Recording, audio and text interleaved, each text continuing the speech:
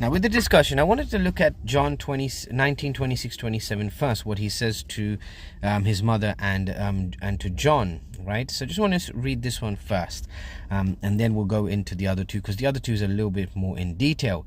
So we read from Ellen White. She says, a lesson in love for parents. The eyes of Jesus wandered over the crowd that had gathered to witness his death. And at the foot of the cross, he saw John supporting Mary, the mother of Christ. She had returned to the terrible scene, not being able to remain away from her son any longer. The last lesson of Jesus was about love for one's parents. Okay, it's very important.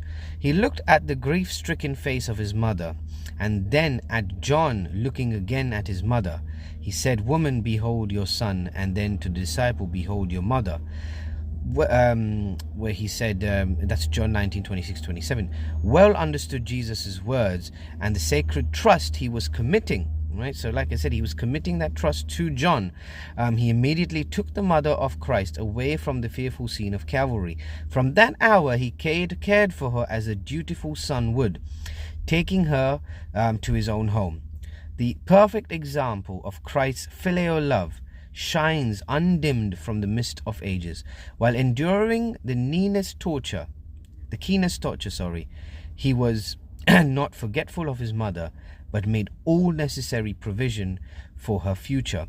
Like that was, that is so powerful that, when I was doing this study, brothers and sisters, it really choked me up a little bit, because and when we look at the other couple of explanations as well in a second, it really choked me up, because in his most excruciating pain, his most agonizing humiliation, Jesus Christ still cared for the people he loved and for mankind.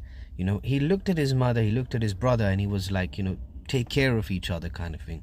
Mother, here's your son, and disciple, here's your mother, look after them kind of thing.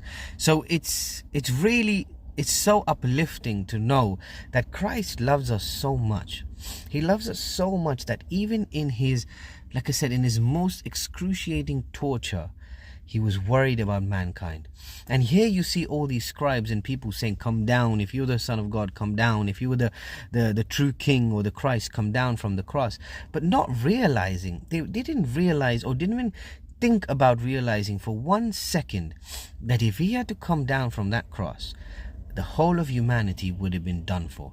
The entirety of humanity, man would not have the opportunity to be saved.